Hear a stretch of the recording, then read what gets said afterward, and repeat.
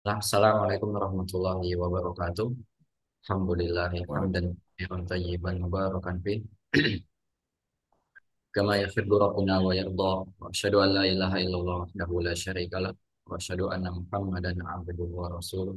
Allahumma shalli wa sallim ala nabiyyina Muhammadin wa ala alihi wa ashabihi wa man tabi'ahum bi ihsanin ila yaumiddin. Amma para ikhwah dan akhwat jamaah mengaji yang semoga Allah muliakan. Alhamdulillah kita bersyukur dan memuji Allah Subhanahu wa taala atas limpahan kenikmatan serta hidayah dan rahmatnya kepada kita semuanya, sehingga Allah masih berikan kemudahan kepada kita semuanya untuk kembali bersama kumpul hadir dalam ruang meeting Zoom online buku mengaji yang insya Allah di dalamnya Allah berikan rahmat dan keberkahan pada kita semua.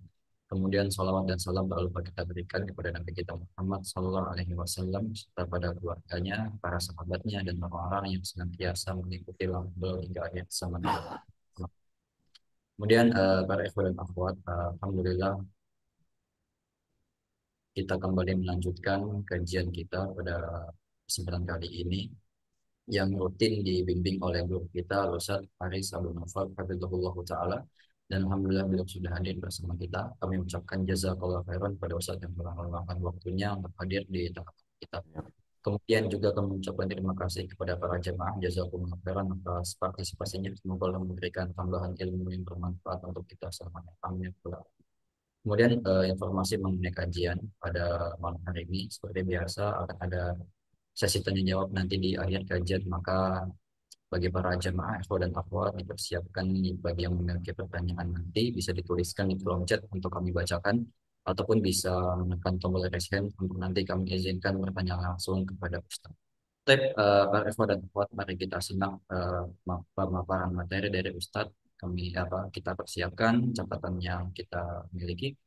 Waktu dan tempat kami persilahkan untuk Ustaz. Tafadhol ya Ustaz. Jazakallah khairan. Bismillahirrahmanirrahim. Assalamualaikum warahmatullahi wabarakatuh.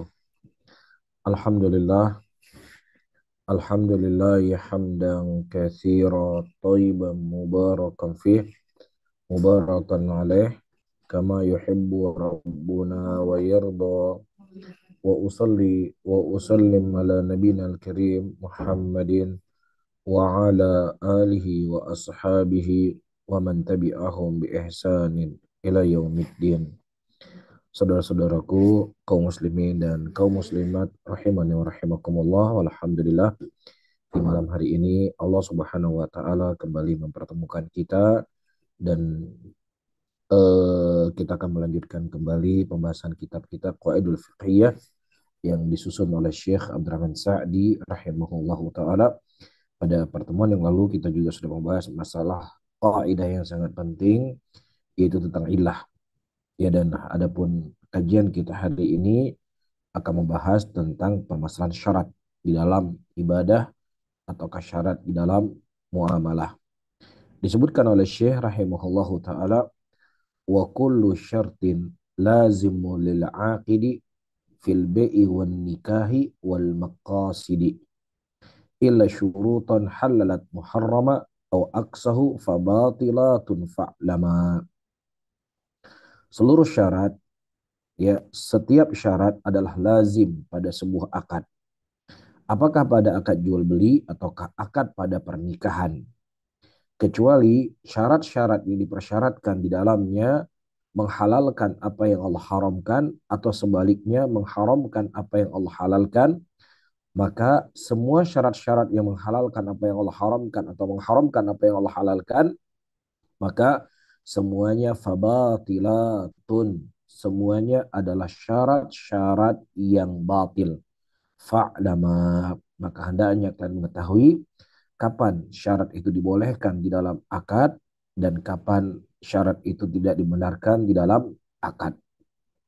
Nah, disebutkan sebelum kita membahas tentang masalah syarat yang dipersyaratkan di dalam akad, ada baiknya untuk kita mengetahui asyartu. Asyarat sebuah dalam secara bahasa itu artinya adalah ilzamu syai', melazimkan sesuatu. Adapun secara istilah, ilzamu ahadil muta'aqidain al-akhar ma lahu fi manfa'ah wa maslahah. Ya. Adapun secara istilah adalah melazimkan satu di antara dua orang yang melakukan akad dengan yang lainnya yang di dalamnya ada manfaat dan di dalamnya ada maslahat. Ya, apakah maslahat kembali kepada penjual dan pembeli ataukah maslahat itu kembali kepada si penjual atau kembali kepada si pembeli? Ataukah syarat itu maslahatnya kembali kepada yang menyewa dan yang menyewa dan yang memberikan sewa, atau orang yang menyewa dengan orang yang memberikan sewaan, ya, atau satu di antara keduanya. Itu namanya syarat dalam pembahasan yang akan kita bahas di malam hari ini. Nah, adapun asal daripada syarat, ya, itu datang dalil dari Al-Quran dan Sunnah Nabi SAW. Di antaranya Allah Subhanahu Wa Taala mengatakan, Ya ayyuhalladzina amanu aufu bil uqud. Hai orang-orang yang beriman, hendaknya kalian semuanya menunaikan dari akad-akadnya kalian. Ya, nah tentunya ya seseorang ketika dia menunaikan akad, yang mana akad itu sesuai dengan sifat-sifatnya dan juga sesuai dengan syarat-syaratnya. Ya, karena tidaklah Allah Subhanahu wa taala memerintahkan kepada kita untuk menunaikan daripada akad-akadnya kita kecuali akad tersebut adalah sesuai dengan apa yang telah dipersyaratkan di dalam Al-Qur'an dan apa yang dipersyaratkan dalam sunnah Rasulullah sallallahu alaihi wasallam, yang tentunya semua perkara yang Allah Subhanahu wa taala dan Rasul tentukan di dalamnya ada manfaat yang kembali kepada orang yang melakukan akad tersebut. Dan juga di antara dalil yang menunjukkan bahwasannya syarat ini merupakan sesuatu yang menjadi patokan dalam seseorang melakukan transaksi, ya, telah melakukan akad ataukah muamalah, adalah hadis yang datang dari Abu Hurairah radhiyallahu taala anhu yang dikeluarkan oleh Imam Bukhari dalam sahihnya, di mana Nabi SAW mengatakan al muslimuna ala syurutihim, bahwasanya muslim itu diakad syarat di antara mereka. Ini juga di antara dalil yang menunjukkan syarat itu sesuatu hal yang harus ditunaikan di dalam akad atau dalam muamalah. Dan juga hadis yang kedua, dalil menunjukkan pentingnya akad, adalah hadis dari Uqbah, ya, dari Nabi SAW, di mana beliau berkata, Inna ahaqqa syuruti antufu bihi mastahlaltum bihil furuj. Sesungguhnya hak, ya, syarat yang harus untuk kalian tunaikan adalah apa yang kalian halalkan dari kemaluan. Itu maksudnya dalam pernikahan. Fal aslu fil uqud sihah wal hil. Maka asal daripada akad itu adalah sah dan halal. Ya, maka wajib seseorang untuk menunaikan apa yang telah dilakukan, ya, muamalah tersebut atau ikatan tersebut, sebagaimana dalil yang telah kita sebutkan dari ayat Quran dan hadis-hadis Nabi Sallallahu Alaihi Wasallam. Dan menunaikan akad ini tidak ada bedanya syarat dalam muamalah, ya, jual beli, ataukah dalam pernikahan, ataukah dalam sewa menyewa. Ya, maka semuanya itu wajib untuk ditunaikan secara hukum asal. Baik. Nah, kemudian perlu kita ketahui syarat itu dibagi menjadi dua. Ada yang namanya syartu, ya, syartul aqdi, ada yang namanya syarat fil aqdi. Saya ulangi, syarat itu dibagi menjadi dua. Ada yang namanya syartu al-aqdi, ada yang namanya asyartu fil aqdi. Apa itu syartu al-aqdi?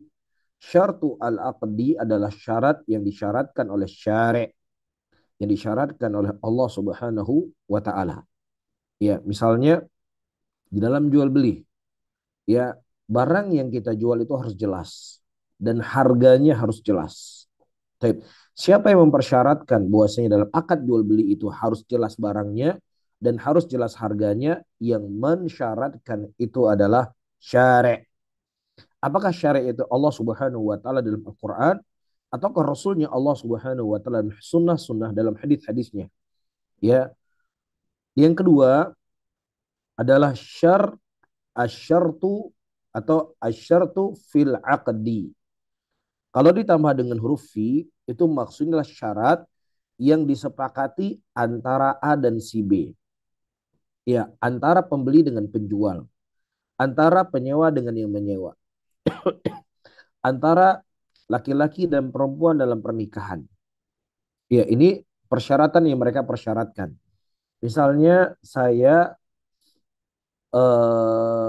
menjual, saya mau menikah dengan kamu, tapi kamu harus tinggal dengan orang tua saya. Sampai orang tua saya meninggal, sampai orang tua saya hidup, saya harus menemaninya dan kau harus ikut bersama saya. Ya, menemani orang tua saya. Ini namanya apa? Syarat yang disepakati di antara dua yang melakukan akad. Nah, adapun syarat yang datang dari Allah dan Rasulnya, misalnya adanya wali, adanya mahar, ya maka ini syarat yang dipersyaratkan Allah dan Rasulnya. Jelas di sini ya.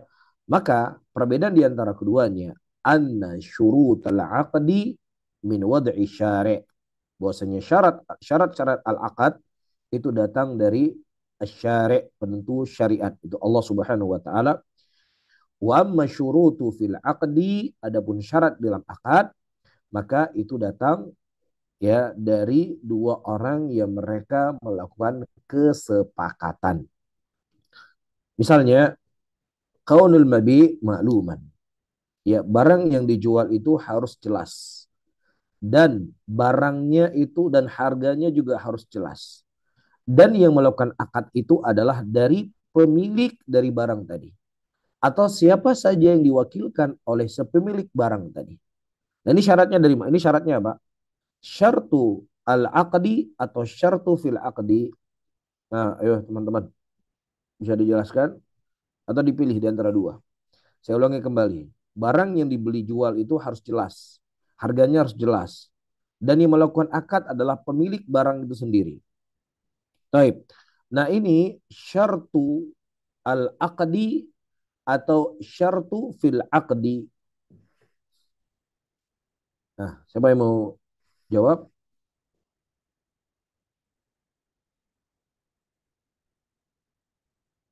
Nah,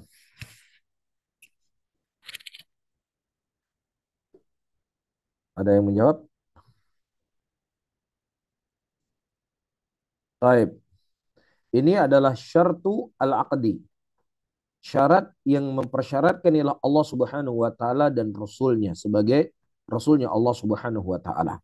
Taib. Dan perbedaan yang kedua, anna syartal aqdi la yasihu isqatuhu. Taib. Syarat dalam akad itu tidak boleh dijatuhkan, tidak boleh dihilangkan.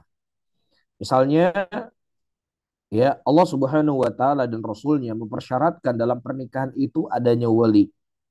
Adanya apa? Wali. Nah, kemudian ketika A dan si B menikah, mereka tidak menikah dengan wali. Dia hilangkan wali tersebut. Maka boleh atau tidak? Tidak dibolehkan. Tidak sah. Akadnya tidak sah. Karena yang menentukan wali itu adalah siapa? Allah dan Rasulnya.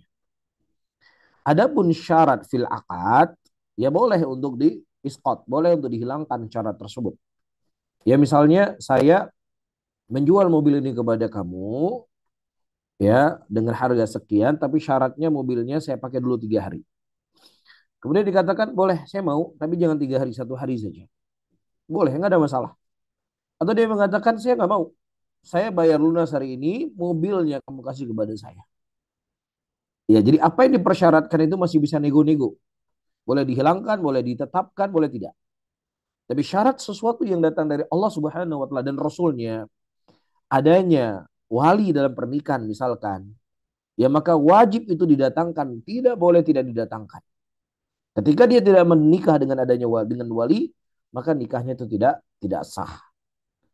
Baik, di sini dicontohkan, ayo rahimani wa rahimakumullah, falau anna insanan ishtarata ala man yashtari sayaratahu, ya misalnya ada seseorang mempersyaratkan siapa yang membeli mobilnya untuk dia gunakan mobilnya selama 1 hari atau 2 hari. Maka boleh syarat itu dia jalankan, boleh dia tidak jalankan. Bagaimana yang telah disepakati di antara keduanya.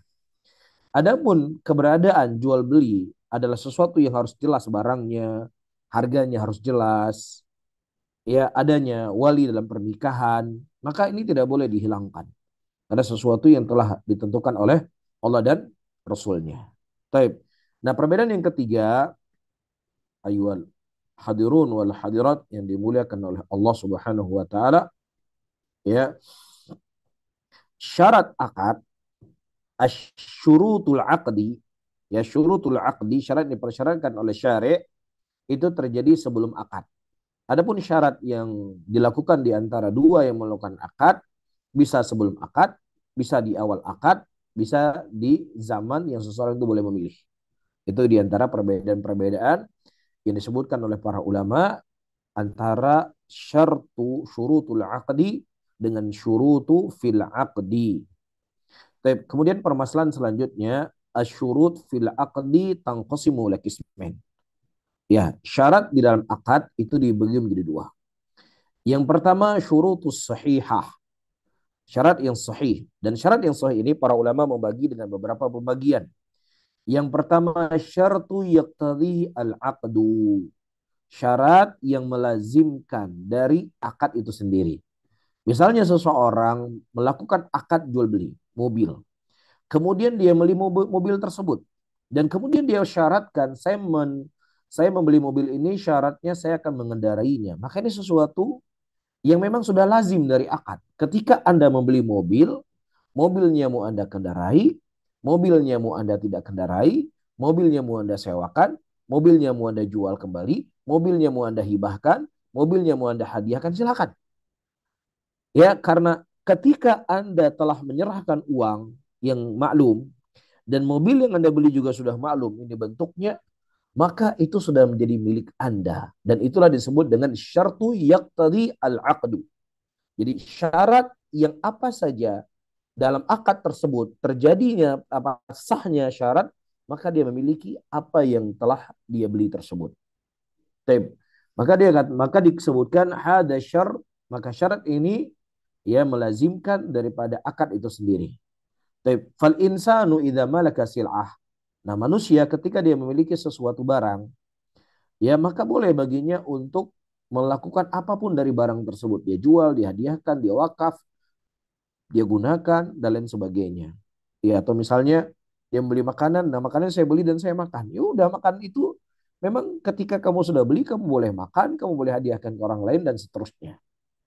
Jelas ya, ini namanya syartu yaqtadi al-aqdu. Syarat itu ya mencakup dalamnya apa saja dari hal-hal yang berlaku dari transaksi tersebut. Taib. Kemudian yang kedua disebutkan oleh para ulama, asyartu manfa fil aqid aul ma'qud alaih. Ya, syarat yang kembali manfaatnya kepada ya aqid yang melakukan transaksi, yang melakukan akad. Misalnya seseorang dia menjual mobil dan dia mempersyaratkan, saya jual mobil untuk kamu, kemudian mobil ini saya pakai 2 hari dulu. Taib, walaupun kamu sudah lunas, tapi saya pakai dulu mobilnya 2 hari. Maka syaratnya sah. Kenapa kita kan syaratnya sah? Maka itu kembali manfaatnya kepada yang melakukan akad tadi. Iya, yang menjual barang tadi. Taib, atau misalnya saya menjual mobilnya kamu, saya menjual mobil ini, ya, atau saya membeli mobil ini, kemudian si penjualnya mempersyaratkan mobil yang saya jual ini sudah kamu harus cuci ya. Ya sudah nggak ada masalah karena mobilnya kembali mencuci mobil itu manfaatnya kembali kepada akid atau kepada ma'qud alaih. Ma'qud alaih yaitu barang yang dibeli tadi. Ya, ma'qud adalah barang yang dibeli. Jadi apa saja manfaat yang kembali kepada si penjual atau si pembeli atau kembali kepada barang yang dijual tersebut atau yang dibeli tersebut, maka ini merupakan syarat yang sahihah. Ya, syarat yang sahihah. Taib. Atau syarat yang dia mensifati pada barang yang dia jual atau pada barang yang dia beli. Misalnya dia membeli mobil yang mempersyaratkan mobilnya warnanya harus ini, kecepatannya harus sekian, waktunya harus sekian. Iya, atau kilometernya harus sekian. Dia mempersyaratkan demikian. Atau dia menikah dengan seorang wanita yang mana wanita wanita tersebut dia mempersyaratkan wanita yang ingin saya nikahi adalah wanita yang eh, wanita yang muta'allimah, yang mengerti agama, ya orang yang paham dengan agama, ya orang yang mau belajar agama, atau juga wanita yang biker, ya wanita yang perawan, maka syarat-syarat ini semuanya adalah hal yang dibolehkan, tidak ada masalah. Tapi bisa difahami ya, tidak ada masalah. Kemudian selanjutnya pembagian yang keempat, istiratu maslahah taud ilal aqdi awil aqid. Ya, istirat syariat atau syarat maslahatnya itu kembali kepada akadnya itu atau kepada orang yang melakukan akad.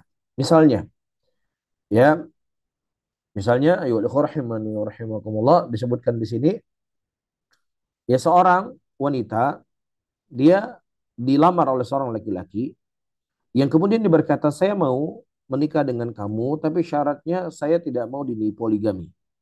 Ini dibolehkan. Ya, atau misalnya saya mau menikah dengan kamu tapi syaratnya saya tidak mau keluar dari kampung halaman saya. Ya, misalnya dia tinggal di Jakarta atau tinggal di Aceh, ya sudah. Jadi saya mau menikah dengan kamu, tapi saya nggak mau keluar dari Aceh. Saya mau tetap tinggal di sini. Maka ini sesuatu yang sifatnya sah. Baik. Nah, kemudian tadi kita sudah menyebutkan syarat-syarat yang itu sah. Dan selanjutnya kita ingin mengenal syarat-syarat yang itu batil atau syarat-syarat yang fasidah. Ya, hal yang dipersyaratkan dari A dan si B dan syaratnya itu ada syarat yang batil. Makanya tadi Syekh rahimahullah menyebutkan kullu syartin lazimun lil aqidi fil bai'i wan nikahi wal maqasidi illa syurutan halalat muharraman au aksahu fabatilatun fa'lama. Nah, ketika syarat-syarat tersebut menghalalkan apa yang Allah haramkan atau mengharamkan apa yang Allah halalkan, maka ini merupakan syarat-syarat yang batil. Syarat-syarat yang tidak dibolehkan. Apa misalnya? Ya, Syekh menyebutkan di sini syurutu fasidah ghairu mufsadah. Ya, ghairu mufsadah. Syaratnya fasid, tetapi dia tidak memberikan kerusakan. Wa ya ma khalafa asyar. Ya, dia ini apa yang menyelisih daripada syariat. Jadi syaratnya syarat yang fasid, tetapi dia tidak merusak akad itu sendiri. Yang tidak kembali kepada inti akad itu sendiri atau tidak kembali kepada syarat sahnya akad itu tadi. Lam yu'arid maqsudan asliyan min ajli syara' al-aqd. Dan juga tidak kembali kepada asal dari peletakan syariat itu sendiri. Ini sudah kita bahas pada kajian kita sebelumnya. Ya, misalnya ada seseorang melakukan akad pernikahan, akad yang misalnya si perempuannya ketika nazar hidungnya kelihatan mancung, ya. Kemudian dia ketika di nazar dia memakai sepatu yang tinggi, kelihatannya dia lebih tinggi. Nah, selesai semuanya di malam pengantinnya, ternyata hidungnya pesek, mukanya nggak secantik ketika dia nazar karena dia berhias. Iya, ini ada pembohongan nggak di sini? Ada pembohongan, ada kedustaan. Akan tetapi dia berdosa, namun akadnya tetap sah. Akadnya tetap sah. Ya, misalnya seseorang mengatakan, saya membeli mobil, tetapi syaratnya mobil ini harus ada untungnya. Saya beli mobil dari kamu, tapi syaratnya mobil ini harus ada untungnya buat saya. Jadi kalau saya jual lagi, nanti mobilnya ini bisa saya mendapatkan keuntungan kembali. Maka kita katakan ini merupakan syarat yang fasid, ya, namun akadnya itu tetap berlaku. Baik. Kenapa kita katakan ini syarat yang fasid? Karena Rasulullah SAW mengatakan al-kharaj bil-dhamman. Maksudnya daripada al-kharaj bil-dhamman, segala sesuatu yang telah dibeli oleh seseorang misalkan, ya, maka ketika akadnya itu sudah selesai, maka kembali maslahatnya, manfaatnya atau segala kerugiannya kepada orang yang telah melakukan akad tadi. Misalnya, saya membeli mobil, Taib, satu unit mobil dengan harga misalnya ya $30.000. Taib, saya kasih uangnya $30.000, Taib, kepada si penjual, kemudian saya ambil mobilnya. Kan sudah selesai akad. Diambil uangnya, saya bawa pulang mobilnya. Taib. Nah, segala hal yang terjadi pada mobil yang sudah saya beli tadi adalah kembali kepada saya. Apakah saya jual kembali mobil tadi dan tiba-tiba saya mendapatkan untung? Ya, atau ternyata mobilnya ini jatuh di pasaran yang kemudian saya menjadi rugi karena mobilnya sudah jatuh pas harganya. Maka segala konsekuensi-konsekuensi dari barang yang telah saya beli, maka itu kembali kepada saya yang menanggung jawabnya. Makanya Nabi mengatakan apa? Al-kharaj bil dhaman. Makanya seseorang ketika dia mengatakan saya membeli mobil ini, syaratnya mobil yang saya beli ini harus ada keuntungannya nanti misalnya saya jual. Maka kita katakan ya sudah ketika kamu sudah membeli mobil ini bukan urusan saya lagi sebagai penjual. Kamu bisa mendapatkan untung mungkin kalau kamu jual lagi bisa saja kamu rugi.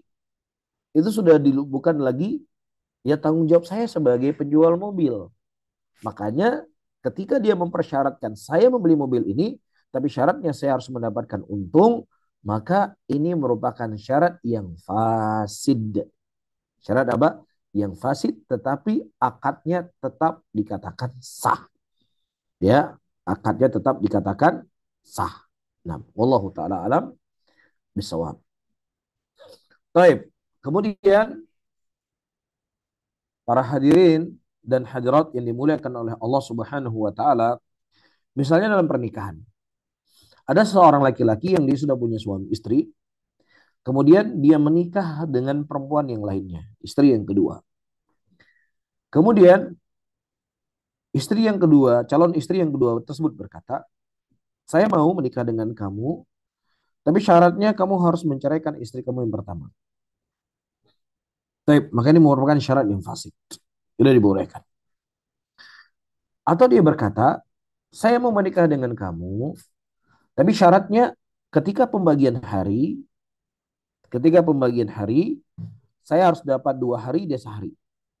Jadi kalau dalam 1 bulan, ya dia harus mendapat setengah dari waktunya saya. Ini merupakan syarat yang fasik. Tapi akadnya sah atau tidak sah? Akadnya sah. Akadnya tetap sah. Tapi ini syarat yang fasid. Karena dalamnya ada kezaliman. Ya dalamnya ada ketidakadilan. Baik.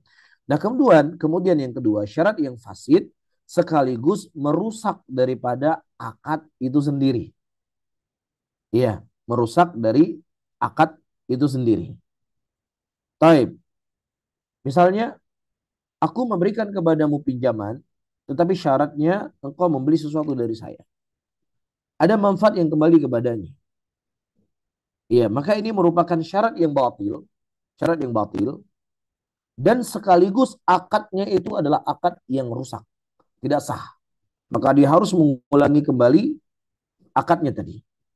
Dia harus mengulangi kembali akadnya tadi. Atau misalnya seseorang perempuan ketika dia dinikahkan dengan seorang laki-laki, dia berkata, ya saya tidak halal. Ya saya tidak halal untukmu. Ya saya mau menikah dengan kamu tapi saya nggak mau dijemai selama-lamanya. Maka ini merupakan syarat yang batil dan akadnya itu batilah. Bisa difahami teman-teman semuanya? Wallahu a'lam bishawab. Kalau seandainya saya terlalu cepat, tolong mungkin ada syarat tunjuk tangan ya. Contoh yang lainnya, nikah tahlil. Ya, seorang laki-laki yang dia mentolak istrinya 3 kali. Dia mentolak istrinya 3 kali. Nah, si suami ini dia boleh kembali kepada istrinya. Ya, dia boleh kembali kepada istri yang pertama tadi ketika si istri ini menikah dengan laki-laki yang lain. Ini sudah kita bahas di kajian kita sebelumnya. Boleh dia menikah dengan laki-laki, dengan istri suami yang pertama dengan syarat dia harus menikah dengan laki-laki yang lainnya.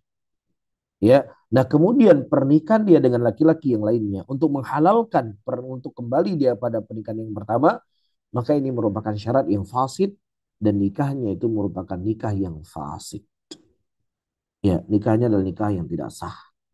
Berarti kalau nikahnya tidak sah, naudzubillah, kita khawatirkan dia telah melakukan perbuatan zina dengan laki-laki yang kedua tadi. Dan kemudian dia cerai dengan laki-laki kedua, dia kembali kepada suaminya yang pertama.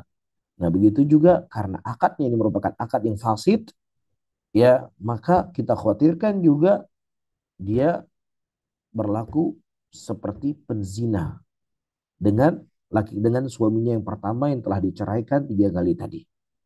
Walaupun dia melakukan akad nikah, ada akadnya, ada mahar yang barunya, ada walinya, ada saksinya, maka ini merupakan nikah yang fasidah, nikah yang tidak sah. Bisa difahami para hadirin dan hadirat, atau nikah mut'ah.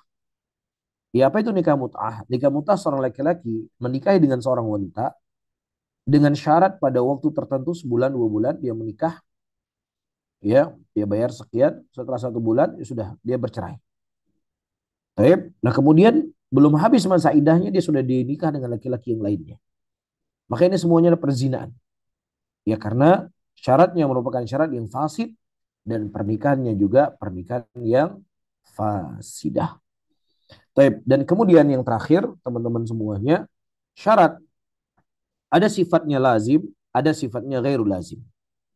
Sifat yang Syarat yang sifatnya lazim adalah syarat yang mesti dilakukan oleh 2 orang yang melakukan akad dan tidak boleh satu di antara duanya memutuskan dan membatalkannya. Tidak boleh. Karena akadnya itu sifatnya lazim. Misalnya bagaimana? Si A dia menyewa rumah kepada si B dalam waktu 1 tahun lamanya. Berapa lama? 1 tahun. Dia sudah serahkan uang sewanya, ya, dan kemudian dia sudah kasih kunci, udah kamu tinggal di rumah ini selama 1 tahun. Nah kemudian 2 bulan perjalanan dia menyewa rumah tersebut, tiba-tiba rumah tadi ada yang tawar mau dibeli dan harganya juga cukup fantastis. Dia nggak niat untuk menjual rumahnya tadi, tapi tiba-tiba rumahnya ini diminta misalnya di atas harga pasaran, dia tergiur. Nah, apakah boleh bagi dia menjual rumah yang masih ada sewanya 10 bulan lagi? Maka kita katakan boleh dengan syarat si penyewa tadi rela dan ridho untuk membatalkan dari sewa tadi. Dimana sewa rumah selama 1 tahun, misalnya kita anggap 12 juta, dia baru tinggal 4 bulan, ya dia baru pakai 4 juta misalnya, 8 jutanya lagi dia kembalikan. Kalau dia setuju, boleh. Dia batalkan. Tapi kalau seandainya dibatalkan dari sepihak, dari si penjual saja, mohon maaf, kamu harus keluar dari rumah saya ini, karena rumah saya ini sudah saya jual kepada pemilik, kepada orang. Ya kamu harus keluar. Ini nggak boleh, ini zalim namanya. Karena syarat lazim itu boleh dibatalkan ketika dua-duanya saling meruntuhkan atau saling membatalkan dari akad tadi. Namun ada akad yang bentuknya itu tidak lazim. Apa misalnya tidak lazim? Misalnya saya punya mobil, yang mana mobil saya ini saya minta kepada seseorang untuk menjualnya. Tolong kamu jual mobil ini ya. Ya, harganya kamu kembali kepada saya misalnya 100 juta. Kamu kembalikan kepada saya 100 juta. Kamu cari pembeli. Ya besoknya ya dia telepon orang yang dia minta untuk menjual mobilnya. Mohon maaf Aki, saya mau minta balik, saya mau jual sendiri mobilnya. Ya kamu antar mobil saya kembali, udah saya nggak jadi suruh jual sama kamu. Dan di sini tidak disyaratkan harus ada kesepakatan kedua belah pihak, nggak mesti. Ya, kita bisa langsung mengambil mobil kita, ya sudah saya nggak jadi jual mobil saya sama kamu. Terima kasih, jazakallah khairan, kamu sudah membantu saya untuk mencari pelanggan, tapi saya nggak jadi, saya ingin menjual sendiri. Maka ini dibolehkan, karena syaratnya ini bukan syarat yang lazim. Ya, syaratnya bukan syarat yang lazim. Adapun syarat yang saya sebutkan tadi, ketika si A telah menyewa rumah, maka tidak boleh bagi si B membatalkan rumah sewa tersebut sampai keduanya sepakat untuk membatalkan akad sewa menyewa tadi. Nah, Allah taala alam bisawab. Baik, kita lanjutkan ke bab yang baru. Ya, saya berharap apa yang saya jelaskan bisa difahami semua oleh teman-teman ya. Baik, kemudian kata Syekh rahimahullahu taala, tusta'malul qur'atu indal mubahami minal huquqi auladat tazahumi. Digunakan qur'ah qur'ah ini artinya adalah undian. Ketika ada sesuatu yang sifatnya mubham. Mubham nanti akan kita jelaskan. Minal hukuk, dari hak-hak orang-orang. Atau ketika terjadi tazahum. Tazahum ini artinya ya pada waktu yang bersamaan ada dua orang yang berhak untuk mendapatkan perkara tersebut. Baik, dua-duanya berhak untuk mendapatkannya. Dan sementara harus ada satu yang dipilih.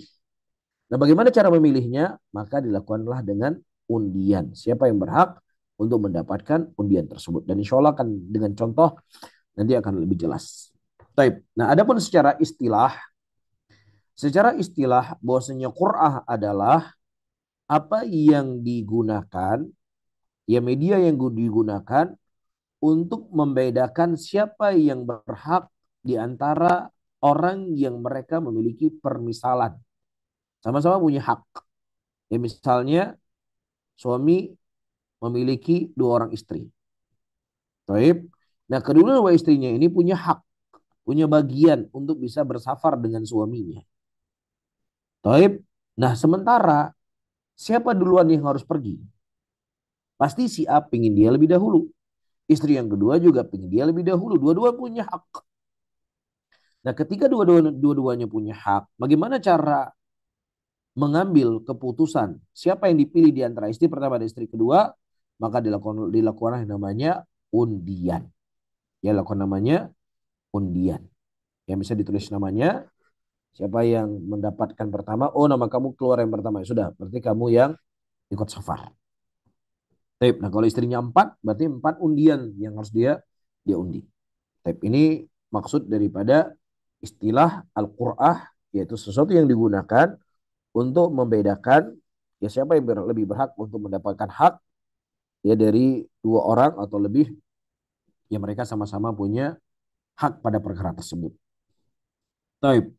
Nah kemudian di dalam permasalahan ini teman-teman semuanya, para hadirin dan hadirat yang dimuliakan oleh Allah, Allah sebutkan dalam surat As-Saffat ayat ke-141, fasahum fasahama fakana minal mudkhadin. Saya baca ulang. Fasahama fakana minal mudkhadin. Kemudian mereka melakukan undian, maka dia menjadi orang yang terkena dari undian tadi. Baik. Baik. Kemudian dia diundi, maka dia termasuk orang-orang yang bukan kena, maksud orang-orang yang kalah dari undian tadi. Ini dalil menunjukkan adanya undian. Dan juga datang hadis dari Nabi Shallallahu Alaihi Wasallam yang mana Nabi menyebutkan ada 6 tempat seseorang melakukan qur'ah. Di antaranya hadis dari Abu Hurairah radhiyallahu taala anhu di mana Nabi mengatakan lau ya'lamun nas ma fi nida wa safil awal. Kalau seandainya manusia mengetahui kemuliaan dan keutamaan pada azan atau pada shaf yang pertama, tsumma lam yajidu, kemudian dia tidak mendapatkan shaf yang pertama atau menjadi muadzin kecuali dengan cara dia melakukan undian, maka dia akan mengundi. Ini diantara undian yang disebutkan Nabi. Yang kedua, datang hadis dari Aisyah radhiyallahu taala anha, anna Nabi sallallahu alaihi wasallam kana idza arada safaran. Nabi sallallahu alaihi wasallam ketika beliau ingin safar, aqra'a baina nisaihi. Nabi sallallahu alaihi wasallam mengundi di antara istri-istrinya. Ini yang kedua. Yang ketiga, datang hadis di Sahih Muslim juga dari Aisyah radhiyallahu taala anha. Nabi sallallahu alaihi wasallam mengatakan anna rajulan ataqa sittata mamlukin. Ada seorang laki-laki yang dia memerdekakan 6 budak yang dia miliki. Ketika dia mau meninggal, lam yakun lahu malun ghairuhum. Yang dia tidak punya harta, kecuali 6 budak itu saja. Ada kasus. Kemudian dipanggillah ya fada'a bihim ila Rasulillah sallallahu alaihi wasallam. Kemudian dipanggillah 6 budak tadi kepada Nabi sallallahu alaihi wasallam. Kenapa harus dipanggil? Kita ketahui seseorang yang mau meninggal, ya, dia tidak boleh menginfakkan hartanya lebih dari sepertiga. Nah, sementara laki-laki yang ada di zaman Nabi ini, Shallallahu Alaihi Wasallam, dia punya 6 budak. Dan keenam budaknya itu harus dimerdekakan. Apa dia wasiatkan untuk dimerdekakan. Dan tidak boleh dalam syariat. Karena ats-tsulus katsir. Nah, dari 6 orang ini, siapa yang harus dimerdekakan? Ya, hanya boleh berapa orang? Hanya 2 orang di antara 6 orang tadi yang boleh dimerdekakan. Kemudian Nabi Shallallahu Alaihi Wasallam ya mengundi mereka dan hanya 2 orang yang dimerdekakan pada saat itu dari 6 orang tadi yang mereka mendapatkan undian. Jelas ya?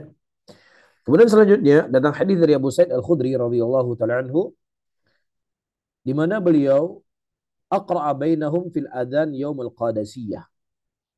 Ya, muadzin pada waktu itu di zaman itu diundi di hari Qadasiyah siapa yang lebih berhak untuk menjadi muadzin. Siapa yang keluar undiannya maka mereka berhak untuk mendapatkannya. Nah, kemudian dari sisi pandangan apa maslahat syariat membolehkan kita untuk melakukan qur'ah ini untuk menghilangkan masyakil, menghilangkan permasalahan di tengah-tengah manusia, di tengah masyarakat. Iya, dan juga untuk melerai daripada segala pertikaian dan perselisihan. Tapi ya sudah, kamu semuanya berhak, 6 berhak dapat, dan sementara hanya 2 orang yang boleh ikut misalnya, maka tidak ada cara. Kalau seandainya saya memilih langsung, kamu akan menganggap saya pilih kasih. Ya sudah, supaya tidak ada pembicaraan dan supaya tidak ada hal yang tidak enak di belakang, ya sudah diundi. Nama kalian semua ditulis di sini atau nomornya ditulis. Siapa yang berhak nomor 1, nomor 2, maka dia berhak untuk dimerdekakan atau berhak untuk ikut. Ya, berarti kalau tidak berhak, kalau tidak dapat nomor ya sudah. Qadarullah masyaallah. Ya, bukan saya memilih, tapi ini undian yang dipilih. Jelas? Jadi misalnya ada orang 10 orang, semua berhak untuk berangkat. Tapi ternyata tiketnya ada 4 orang, hanya 4 tiket saja. Yang 6 orangnya nggak dapat tiket. Ya sudah diundi. Ya sudah ini kita undi. Siapa yang berhak nomor 1, nomor 2, nomor 3, nomor 4, dia yang berangkat. Berarti yang dia nggak dapat nomor, ya 1, 2, 3, 4 dia tidak berhak berangkat. Sepakat semuanya, udah bismillah. Ini semuanya adalah dilakukan untuk melerai dari pertikaian, perselisihan yang terjadi. Dan ada sebagian mengatakan bahwasanya ini adalah jenis daripada judi. Maka dijawab ini bukanlah ucapan yang sahih. Iya, undian yang datang dari Nabi kita Shallallahu Alaihi Wasallam ini bukan ujian, ini bukan udian bukan judi.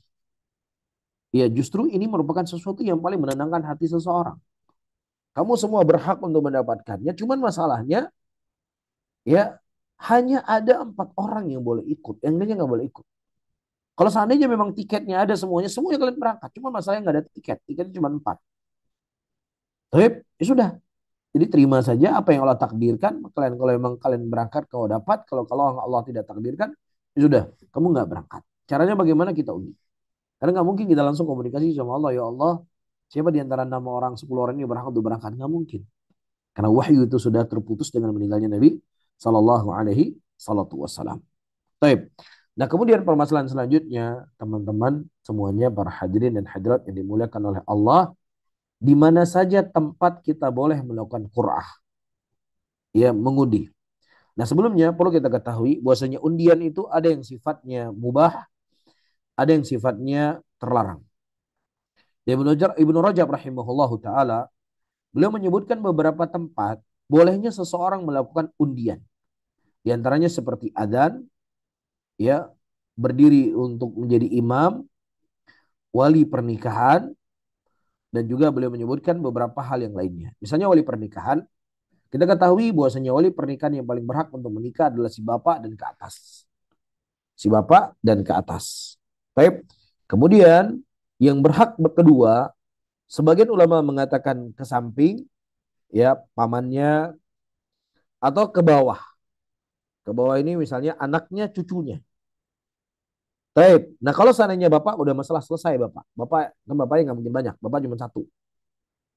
Baik. Nah, kalau seandainya dia punya bapaknya sudah meninggal, maka yang berhak untuk menjadi wali setelahnya adalah saudara laki-lakinya misalnya. Nah, saudara laki-lakinya ada 3 orang. Dan semuanya punya hak untuk menjadi perwalian perempuan tadi. Baik. Nah, siapa yang berhak di antara mereka bertiga? Yang paling berhak bukan yang paling tua. Tetapi dilakukan undian, siapa yang mereka keluar namanya, maka dialah yang berhak untuk menjadi wali pernikahan untuk adik perempuannya. Ini contohnya. Baik. Nah, kita baca di sini ayu rahimani rahimakumullah. Pada tempat yang pertama, bolehnya seseorang melakukan undian ya untuk membedakan siapa yang lebih berhak mendapatkannya, yang mana di awalnya memang tidak diketahui siapa yang lebih dimulai, siapa yang lebih dikedepankan. Misalnya dari laki-laki, rahimakumullah, kalau dia menikah dengan istri pertama, dia menikah, dia sudah berpergian, kemudian dia menikah dengan istri yang kedua, ya udah istri yang kedua yang pergi karena sebelumnya dia sudah pergi dengan istri yang pertama. Tapi masalahnya bisa saja dia menikah dengan 2 perempuan sekaligus. Dia menikah dengan 2 perempuan sekaligus. Nah, 2 perempuan yang sekaligus ini masih mubham. Siapa yang berhak untuk pergi duluan? Pergi untuk safar. Yang si A apa yang si B? Baik. Nah, maka diundilah. Siapa yang lebih berhak pertama untuk berangkat. Dan dalilnya seperti kisah Nabi SAW mengundi istri-istri beliau. Siapa yang lebih berhak untuk pertama safar dengan beliau SAW. Baik. Atau misalnya seorang laki-laki seperti contoh yang kita sebutkan tadi. Seorang laki-laki yang memberikan wasiat untuk memerdekakan 6 budaknya. Nah, sementara dia tidak punya harta kecuali hanya 6 budak tersebut. Sementara budaknya misalnya ada namanya Amr, ada namanya Zaid, ada yang namanya Khalid, ada yang namanya Saleh, ada yang namanya Umar, ada yang namanya Ali misalnya. Dia punya budak 6 orang ini. Misalkan saja ya. Taib. Nah, ternyata harta yang dia punya cuma 6 budak ini saja. Dia nggak punya harta yang lain. Ya sudah, maka diundi siapa yang paling yang keluar namanya, maka dia yang berhak untuk maka dia yang berhak untuk dimerdekakan. Kecuali kalau seandainya dia punya harta selain daripada harta tersebut, ya sudah semuanya berhak untuk dimerdekakan. Kemudian para hadirin dan hadirat yang dimuliakan oleh Allah, ya at-tazawum fil ikhtisasat. Ya, terjadinya tazahum. Tazahum itu dua, sudah kita jelaskan tadi, beradu di waktu yang bersamaan yang tidak bisa dipilih kecuali satu. Misalnya parkir mobil. Tiba-tiba datang orang bersamaan, seret, parkir mobil. Parkir mobil cuma satu udah. Dia datangnya bersamaan. Mau maju misalnya. Bersamaan, persis bersamaan. Ya sudah. Siapa yang paling berhak untuk mendapatkan tempat parkir tersebut, maka di keduanya diundi. Siapa yang berhak, siapa yang keluar nomor pertama, ya sudah dia berhak untuk mendapatkan tempat parkir tersebut. Atau misalnya lapak jualan jual beli. Ya lapaknya misalnya hari-harian, siapa berhak untuk mengambil lapak, ambil. Siapa duluan dia dapat. Nah, kebetulan ada 2 orang yang datang di waktu yang bersamaan. Maka di sini diundi. Dan juga yang ketiga sudah kita syaratkan tadi, wali, ya wali pernikahan. Kalau wali bapaknya satu udah nggak ada masalah. Ini masalah bapaknya sudah meninggal, maka tinggallah 3 anak laki-laki. Saudara laki-laki yang dimiliki oleh perempuan tadi, siapa yang paling berhak untuk menjadi wali, maka 3 orang ini diundi. Siapa yang keluar namanya, maka dia yang berhak untuk menjadi wali. Kemudian para hadirin dan hadirat yang dimuliakan oleh Allah Subhanahu wa taala, ketika terjadinya istibah. Apa itu istibah? Sesuatu yang masih tersamar-samar. Dia punya 4 orang istri misalnya. Kemudian salah seorang dari istrinya itu dia ceraikan. Tapi dia lupa yang mana dia ceraikan istrinya. Tapi salah satu istrinya itu sudah diceraikan, tapi lupa yang mana. Maka dalam kondisi seperti ini, para hadirin dan hadirat ini dimuliakan oleh Allah, maka juga diundi. Saya benar-benar lupa. Pokoknya 4 istri saya, satu sudah saya cerai misalnya. Yang mana itu yang saya lupa. Maka dalam Islam membolehkan diundi.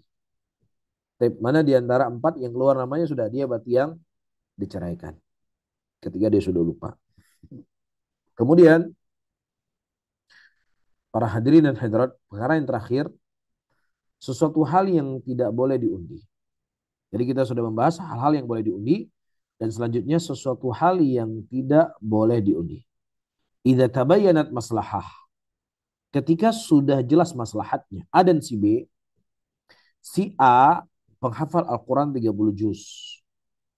Alim bifikih salat. Taib, alim dengan fikih salat. Faham dengan tajwid. Sementara si B suaranya bagus, tapi dia tidak sehebat si A dalam menghafal Al-Quran. Taib. Maka dalam kondisi seperti ini, si A lah yang berhak untuk menjadi imam, ya, dan gak perlu diundi. Karena jelas maslahatnya, jelas. Kalau tadi kita bahas sesuatu yang sifatnya masih mubaham, ya, atau sama-sama berhak untuk mendapatkannya, selevel semua mereka. Kalau di sini tidak, si A lebih jago daripada si B dari Al-Quran, maka nggak perlu diundi. Ini hal yang pertama. Yang kedua, sesuatu yang tidak perlu diundi, ya, ayo rahimani rahimakumullah, sesuatu yang telah nampak kebenarannya. Contoh tadi, misalnya dia mencerai, dia punya dua orang istri, satu sudah dicerai, jelas yang satu itu sudah dicerai. Undi dulu lah, undi lagi nggak bisa. Karena sesuatu itu sudah jelas. Yang Anda ceraikan adalah si A ini. Ada saksinya sekian banyak saksi. Anda telah menceraikan si A ini. Maka itu sudah, ya, tidak perlu untuk diundi lagi. Nah, wallahu taala alam, sebab itu hal yang disebutkan oleh para ulama, hal-hal yang tidak boleh diundi dan hal-hal yang boleh untuk diundi. Dan insya Allah pada pertemuan yang akan datang, ya, kita akan membahas tentang permasalahan intasawal amalani ijtama'a, ketika ada dua amalan yang sama dan bersatu dalam satu waktu, maka ya dilakukan satu di antara keduanya. Ya, atau harus dipisah-pisah. Ini insya Allah akan jadi pembahasan kita, ya, di pertemuan yang akan datang, dan di pembahasan yang sangat penting dan cukup paling sering ditanya, apakah boleh saya menjamak sholat puasa 6 hari di bulan Syawal dengan puasa ganti? Boleh nggak saya niat sholat duha sekaligus dengan sholat wudhu dan lain sebagainya? Maka ini insya Allah akan kita jelas pada pertemuan yang akan datang. Wallahu ta'ala alam bisawab. Mungkin ini bisa saya sampaikan. Mudah-mudahan bermanfaat untuk saya sendiri dan juga kepada hadirin dan hadirat semuanya. Barakallahu fikum. Baik, wafikum barakallahu ya Ustaz. Terima kasih atas ilmu yang disampaikan pada semua. Semoga bisa bermanfaat untuk kita semua dan bisa kita terapkan dalam keseharian. Tapi para ikhwah dan akhwat, kita memasuki sesi tanya jawab. Kami persilakan bagi yang ingin bertanya pada Ustaz bisa menuliskan atau bisa bertanya langsung dengan respon. Baik, di sini sudah ada yang angkat tangan. Kami persilakan Ibu Yuniarti untuk bisa bertanya kepada Ustaz. Silakan Ibu. Ya, Assalamualaikum warahmatullahi wabarakatuh, Pak Ustadz. Waalaikumsalam warahmatullahi wabarakatuh. Eh, Nah, saya izin bertanya Pak Ustadz dengan perwalian pernikahan. Misalnya nih, kalau kita udah dipertemukan jodoh yang terbaik oleh Allah ya. Nah, itu kan kita dalam pemilihan laki-laki itu kita nggak boleh sembarangan. Nah, kita kan kalau zaman dulu kan kita harus tahu ya Pak Ustadz ya, apa keturunannya dari keluarga dari mananya gitu, orangnya baik apa ya, tidaknya. Nah, kita kalau udah melihat orangnya ini baik, agamanya, akhlaknya baik, tapi dalam segi agama masih kurang gitu, Pak Ustadz. Apalagi eh, dari segi karirnya kita nggak sama. Itu apakah pria yang seperti itu kita terima? Nah, terus kalau kita eh, punya wali, misalnya ayahnya udah saya ayah nggak udah nggak punya ya, ayah udah berpulang ke rahmatullah. Nah, kita kan punya kakak laki-laki. Nah, itu kakak laki-laki kan misalnya ada tiga. Nah, kita pilih salah satu, misalkan kakak yang pertama. Nah, itu kan kita boleh begitu ya Pak Ustadz. Tapi dalam segi undangan biasanya kalau yang lebih baik sih itu dipisah ya, zaman zaman sekarang tuh, yang laki-laki, yang perempuan-perempuan itu bagaimana Pak Ustadz kalau menemukan itu? Iya kalau baik. Nah, Masya Allah, iya. Jadi para hadirin hadirat, apa yang ditanya barusan, ya sama persis seperti pembahasan yang kita bahas tadi ketika si bapak sudah meninggal, ya, Hmm. maka yang berhak untuk menjadi wali itu khilaf di kalangan para ulama. Apakah ke bawah? Ke bawah itu Hmm. berupa anak-anaknya ataukah cucunya, ya, ataukah ke samping. Ke samping itu adalah pamannya, ya, saudaranya, dan seterusnya. Hmm. Nah, sebagian ulama mengatakan bahwasannya itu ke samping. Hmm. Abangnya, adiknya, dan pamannya. Maka Hmm. wali-wali ini semuanya diundi. Siapa yang lebih berhak untuk menjadi wali? Hmm. Misalnya si A, terpilihlah si A menjadi wali. Maka tidak boleh kemudian setelahnya si A ini mengatakan saya nggak setuju kalau adik saya menikah dengan si Fulan. Kemudian dia Hmm. datang kepada wali yang selanjutnya. Nggak boleh. Ya, memang betul Hmm.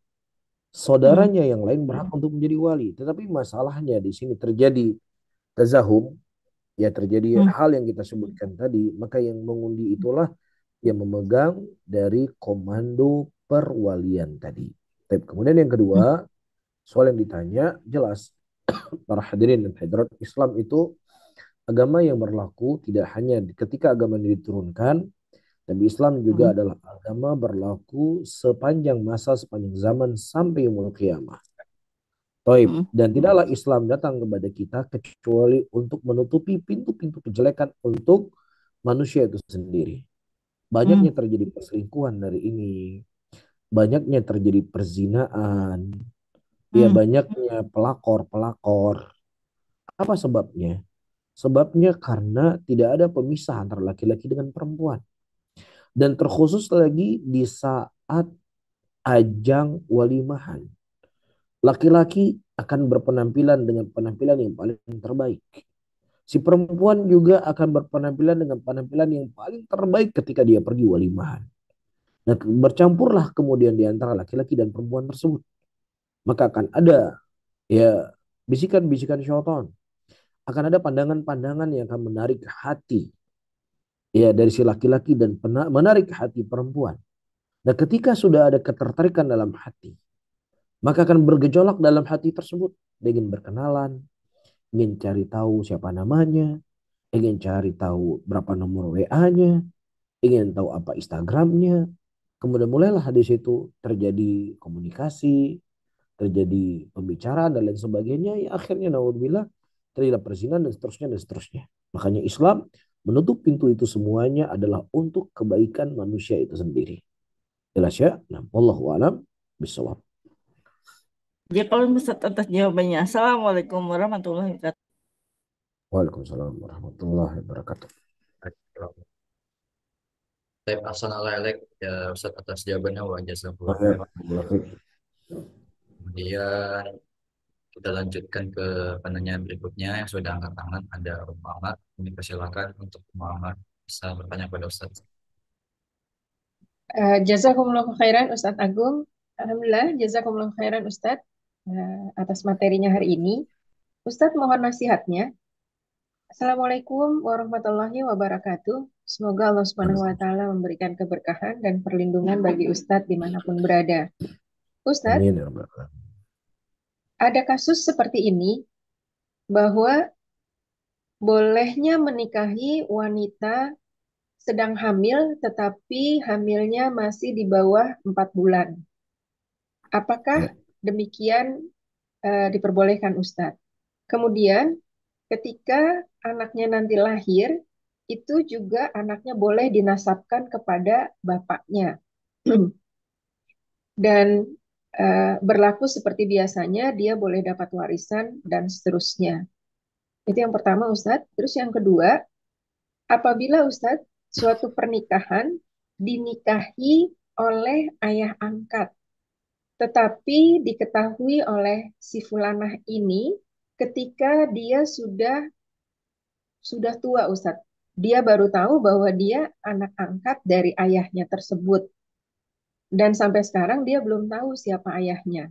Apakah pernikahannya dia dengan wali ayah angkatnya tersebut sah Ustadz? Mohon nasihatnya, jazakumullahu khairan.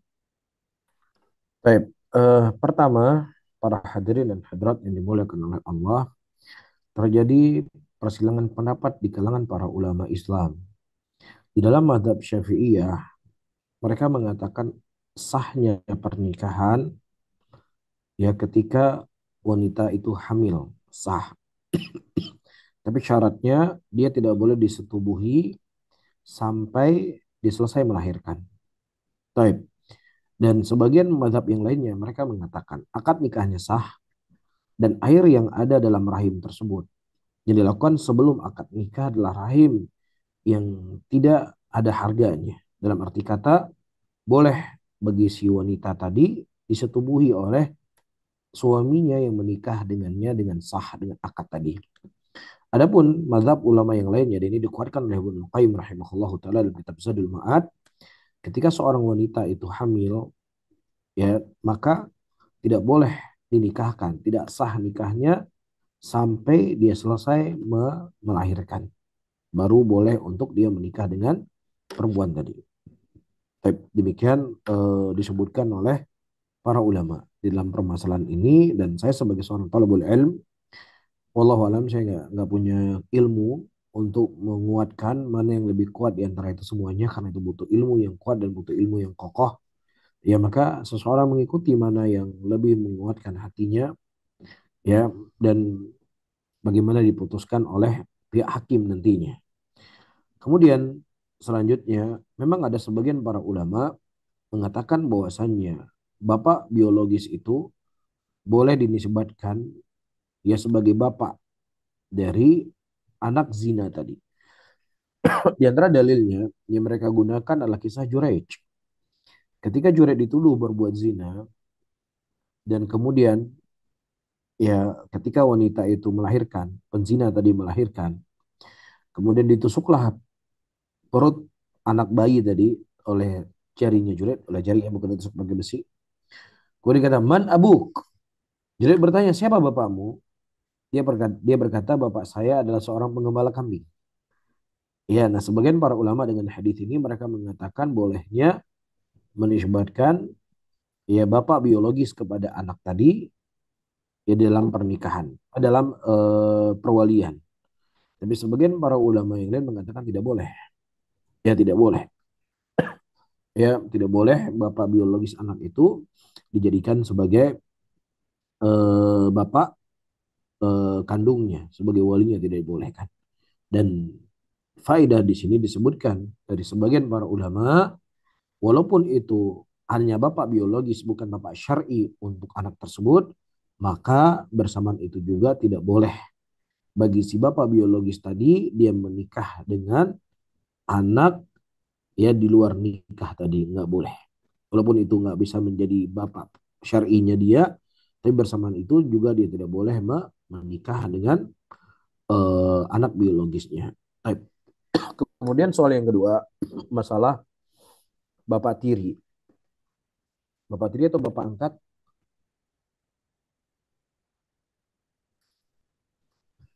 Bapak angkat Ustadz. Bapak angkat ini statusnya beliau sebagai wali. Ya, dia yang menikahkan anaknya, dia itu bapak angkat, tapi dia nggak cerita bahwa dia itu mengangkat anak perempuannya ini. Dan anak perempuannya nggak Baik. tahu ketika dinikahkan bahwa dia itu bukan bapak kandungnya. Nah, bapak kandungnya nggak diketahui di mana. Nggak ada informasi nih Ustadz. Oke, taib. Jadi secara hukum asal, Nabi mengatakan la nikah illa bi wali. Tidak ada nikah kecuali dengan adanya wali. Taib. Berarti tidak ada nikah maksudnya tidak sah nikahnya. Ya, kecuali adanya wali yang harus didatangkan. Dan wali yang paling berhak untuk menjadi wali adalah si bapak ya kandung perempuan tadi. Kalau dia tidak ada bapak kandungnya sudah meninggal, maka yang berhak untuk menjadi wali adalah pamannya atau saudara laki-lakinya. Kalaupun misalnya nggak ada, dia seorang janda, dia punya anak, anaknya lah yang menjadi wali untuk ibunya. Nah, ini perlu diselidiki kembali, apakah pada saat itu bapak biologisnya, bapak kandungnya memberikan izin kepada bapak angkatnya tersebut, ya kamu sebagai bapak angkatnya dia, saya memberikan izin kepada kamu untuk menikahkan putri kandung saya. Ya. Atau kondisinya memang dia tidak punya wali, tidak ada punya wali sama sekali. Perempuannya tidak ada wali. Nah, ketika tidak ada wali kata Nabi, maka wali hakimlah yang sebagai menjadi walinya. Dan kemudian si bapak inilah yang kemudian diwakilkan oleh wali hakim untuk menikahkan perempuan tadi. Makanya perlu diselidiki kembali kasus yang terjadi. Ya bisa saja dia sudah mendapatkan izin dari bapak kandung perempuan tadi. Tapi kalau seandainya dia tidak mendapatkan izin, ya dan kemudian juga dia punya wali yang berhak untuk menikahkannya tapi tidak dipanggil atau tidak diinfokan kepada wali yang berhak tersebut, maka jelas ini nikahnya tidak sah dan dia harus bertobat kepada Allah Subhanahu wa taala, dia harus beristighfar kepada Allah, ya, dan kemudian dia harus menikah dengan nikah yang baru. Ya, dan apa yang telah terjadi karena ketidaktahuannya, kita berharap Allah mengatakan dalam ayatnya, Rabbana la tu'akhidna in nasina aw akhtana. Ya Rabb kami, ya maafkanlah kami apa yang kami salah dan apa yang kami terluput darinya. Ketidaktahuannya ini mudah-mudahan ya menjadi sebab Allah Subhanahu wa taala mengangkat dosa-dosanya tadi. Wallahu a'lam bishawab. Ya Ustadz, berarti di sini pernikahannya tidak sah dan dia harus menikah ulang gitu ya Ustadz ya. Kalau memang 6. diketahui, ya maksudnya menikah Tidak ada ulang ini izin. kan bukan dia cerai dulu terus menikah lagi, bukan begitu ya Enggak, Ustadz ya. Cuma enggak mesti. melakukan Langsung. akad nikah. Nah, Ya, harus membayar mahar lagi atau enggak Ustadz? ya mahar tinggal disepakati aja apakah misalnya atau baju. Seperti Iya, itu. iya Ya, Ustadz, Masya Allah. Tadi ya. mungkin ada yang kurang dimengerti. Ini ada pertanyaan, bukan tambahan tapi cuma penjelasan aja Ustadz. Berarti 6. kalau tadi yang menikah ketika sedang hamil itu menunggu sampai anaknya lahir. Tapi kalau memang Ya, sudah dinikahi ketika hamil itu dan menganggap bahwa itu memang tidak sah, berarti nanti setelah bayinya lahir dia nikah lagi gitu ya dia akan Ustadz ya. nikah. Oh 6. iya, ya Dia akan Ustadz. nikah lagi. Ya Ustadz, Barakallahu jazakumullahu fiik. khairan. Ustadz, pertanyaan yang Oh kedua ya. adalah Nah, Assalamualaikum warahmatullahi wabarakatuh. Ustadz, mohon waalaikumsalam nasihatnya warahmatullahi wabarakatuh. ketika orang tua meninggal, itu ada barang-barang yang bisa dikatakan sebenarnya tidak bernilai atau tidak berharga bagi orang lain.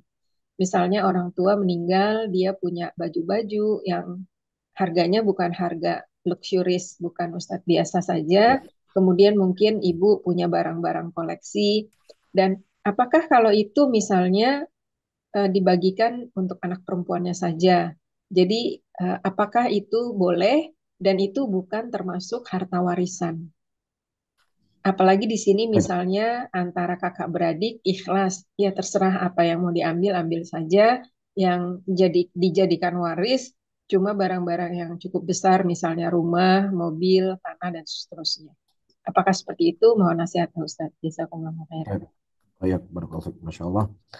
Ketika seorang ayah atau ibu meninggal, maka hartanya pertama kali adalah untuk mengurusi fardhu kifayah. Kemudian hartanya membayar hutang kalau dia punya hutang. Kemudian hartanya yang ketiga adalah mengeluarkan wasiat kalau dia punya wasiat. Kemudian harta yang terakhir itu menjadi waris bagi seluruh para ahli waris. Nah, bagaimana cara pembagiannya? Pembagiannya telah diatur dalam Al-Quran, telah diatur oleh Nabi kita Shallallahu Alaihi Wasallam. Nah, kalau seandainya misalnya si walinya, si pewarisnya itu, mereka sudah sepakat, ya sudah saya ya hanya mengambil sebagian kecilnya saja dari barang-barang berharga itu. Ya karena saya sudah punya kemampuan, saya berikan kepada saudara-saudara saya yang lainnya. Tidak ada masalah. Nah, kalau seandainya barang yang berharga saja, kalau dia rela dan ridho, itu dibolehkan, apalagi barang-barangnya bisa dibilang adalah sesuatu yang tidak, ya kalau dijual pun nggak akan laku, tapi uangnya cuma sedikit. Ya bersamaan itu dia telah ridho, maka tidak ada masalah. Ya, dia tidak masalah dan mudah-mudahan keriduannya dia itu mendapatkan pahala di sisi Allah Subhanahu wa taala. Wallahu a'lam bishawab. Iya, Ustadz, ini satu lagi, mohon nasihatnya, dan ini rekamannya mau di-share ke keluarga Ustadz.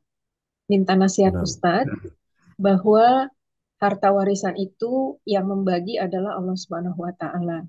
Sehingga misalnya ada di antara keluarga yang merasa tanda kutip tidak adil atas pembagian ini, dan insya Allah pembagiannya mengacu kepada syariat Islam, Ustadz. Tapi terkadang misalnya ada anggota keluarga yang tidak puas, kemudian marah dan menuduh macam-macam. Jadi untuk mengatasi hal ini atau menjaga supaya tidak terjadi perpecahan dalam keluarga, mohon nasihat dari Ustaz. Jazakumullahu khairan. Eh, Pertama, kita sebagai seorang muslim perlu mengetahui dan menyadari segala sesuatu yang telah Allah Subhanahu wa taala tetapkan di dalam Al-Qur'an dan apa yang telah dicontohkan oleh Nabi Shallallahu alaihi wasallam itu adalah seadil-adil pembagian. Itu merupakan sebaik-baik aturan. Tidak ada aturan yang lebih baik daripada aturan Allah. Tidak ada syariat yang lebih adil, yang lebih sempurna dibandingkan syariat Allah Subhanahu wa taala. Maka ketika seseorang dia sulit untuk menerima dari syariat yang telah Allah Subhanahu wa taala syariatkan, maka wajib bagi kita semuanya untuk bertaubat kepada Allah. Ya, kita harus membersihkan hati kita, mensucikan jiwa kita, karena hanya orang-orang yang memiliki hati yang bersih dan sucilah ia akan mudah untuk menerima syariat Allah Subhanahu wa taala. Allah Subhanahu wa taala menyebutkan dalam ayatnya, "Walakum fil qisasi hayatun ya ulil albab." Pada kisos itu ada kehidupan bagi orang-orang yang mereka memiliki hati. Ya, kisos adalah salah satu dari hukumnya Allah. Nah, siapa yang akan memahami bahwasanya pada kisos itu ada kehidupan? Hanya orang-orang yang mereka memiliki hati. Nah, demikian juga syariat-syariat Allah yang lainnya dari warisan. Ini semua adalah sesuatu yang dibangun di atas keadilan. Maka wajib bagi seorang muslim untuk menerima segala sesuatu yang telah diatur oleh Allah Subhanahu wa taala. Nah, kalau seandainya ada orang beranggapan, misalnya, ya saya bertemu dengan seseorang, dia mengatakan bahwasannya ada seseorang wanita muslimah yang lahir dalam keadaan muslimah. Kemudian dia murtad. Murtadnya karena dia tidak punya jawaban yang itu menjadi syubhat untuk dirinya dan kemudian dia tidak percaya dengan ajaran Allah. Kenapa perempuan itu mendapatkan setengah bagian daripada laki-laki? Ya, ini sesuatu yang tidak ada keadilan katanya. Tidak ada ya, hukum Allah itu nggak adil untuk perempuan. Maka kita menjawab dari sisi fisik, dari sisi perasaan, dari sisi segala dalam banyak hal, laki-laki dan perempuan itu beda. Wataknya, fisiknya itu berbeda. Ya. Nah, ini sesuatu yang nggak bisa diingkari. Siapapun nggak bisa mengingkari. Kaum feminis yang ingin menyetarakan antara laki-laki dengan perempuan, mereka nggak bisa mengingkari bahwasanya ada sisi perbedaan fisik, perbedaan perasaan dan seterusnya antara laki-laki dengan perempuan. Ini satu hal yang perlu diketahui. Iya, yang ingin menyamakan laki-laki dan perempuan secara totalitas. Ini sesuatu yang nggak masuk akal. Ya, kalau misalnya ada seorang laki-laki digebukin dengan seorang perempuan digebukin sama orang. Ya, mana yang lebih miris buat kaum feminis? Ya, nah kalau seandainya dia mengatakan, ya yang perempuan dong lebih menyakitkan, berarti kamu nggak adil. Kamu berarti ingin kedudukan kamu lebih tinggi dari perempuan, lebih tinggi daripada laki-laki. Buktinya kamu biasa-biasa saja ketika laki-laki dipukul, perempuan dipukul kamu marah. Ya, katanya harus sama. Kenapa ketika kamu dipukul perempuan kamu lebih marah? Ini menunjukkan apa? Menunjukkan bahwasanya seseorang ketika dia ingin menolak syariat Allah, maka disitulah akan terjadi kontradiksi. Yang kedua, Islam ketika membagi harta warisan, laki-laki lebih banyak dari perempuan. Karena dalam Islam, dari sisi yang lainnya, pengeluaran laki-laki itu lebih banyak daripada perempuan. Ketika menikah, siapa yang memberikan mahar? Laki-laki yang memberikan mahar.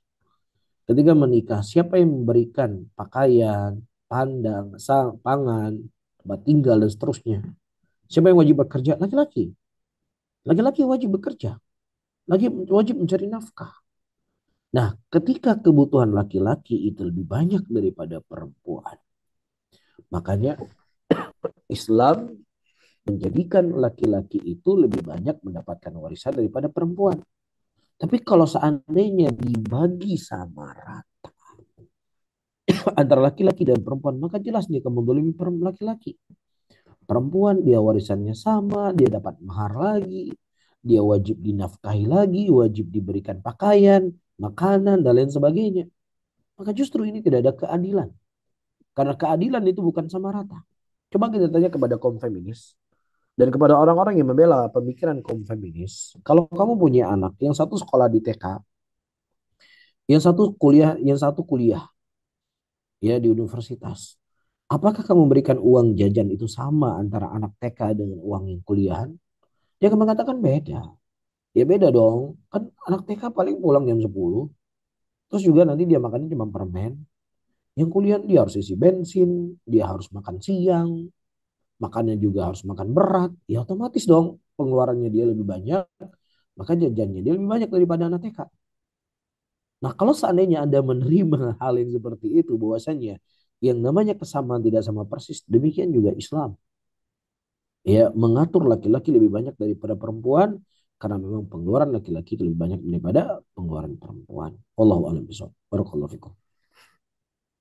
Ya Ustadz, jazakumullahu khairan. Ustadz ini ada satu lagi, cuma mau izin dulu apakah masih boleh?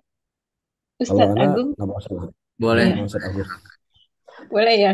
Ya Ustadz, eh, Nah, Masya Allah, jazakumullahu khairan. Ya Ustadz ini untuk pertanyaannya banyak sih dari barakallahu satu fikum. orang, tapi ini pertanyaan dari banyak orang, yang khususnya ibu-ibu yang tinggal di luar negeri Ustadz. Eh, Assalamualaikum warahmatullahi wabarakatuh. Ustadz, Waalaikumsalam. kami menikah dengan orang sini. Maksudnya di sini orang Amerika, Ustadz. Dan Ya, tinggal sudah puluhan tahun. Eh, Maksudnya di sini ya belum 20 tahun, tapi sudah lebih dari 15 tahun, Ustadz. Dan nah, pekerjaan kami di sini, kehidupan kami di sini, Ustadz. Kami tidak punya ya, anak. Ketika misalnya Ustadz, kalau suami meninggal, berarti kita di sini sendiri. Apakah kita boleh tinggal di sini? Karena memang sudah lama semua-muanya udah ada di sini. Ini mohon jawaban Ustadz, mohon nasihatnya. Apakah menetap di Amerika boleh? ya. Nah, Taib, para hadirin dan hadirat yang dimuliakan oleh Allah Subhanahu wa taala, kita tidak memungkiri ya bahwasannya negeri-negeri Amerika, Eropa, ya sebagian orang mereka bisa menjalankan keislamannya, menjalankan keagamaannya, namun tetap ya tinggal di negeri muslimin, yaitu akan jauh lebih baik, jauh akan lebih berkah, ya jauh akan lebih memberikan manfaat untuk dirinya. Karena kita sebagai seorang muslim ya tidak hanya memandang dari sisi keduniaan, tapi juga kita harus memandang dari sisi kehidupan akhirat kita. Ya karena Nabi kita Shallallahu Alaihi Wasallam telah menyebutkan dalam hadisnya, sesungguhnya aku berlepas diri dari orang-orang yang mereka meninggal di tengah-tengah orang-orang kafir, kecuali ya dengan tinggalnya kita di negeri tersebut, ya kita bisa mempertahankan agama kita bisa selamat dari penyakit syubhat, dan kita bisa terselamatkan dari penyakit syahwat, dan kemudian ya kita bisa memberikan kebaikan ya kepada Islam dan Muslimin di negeri tersebut.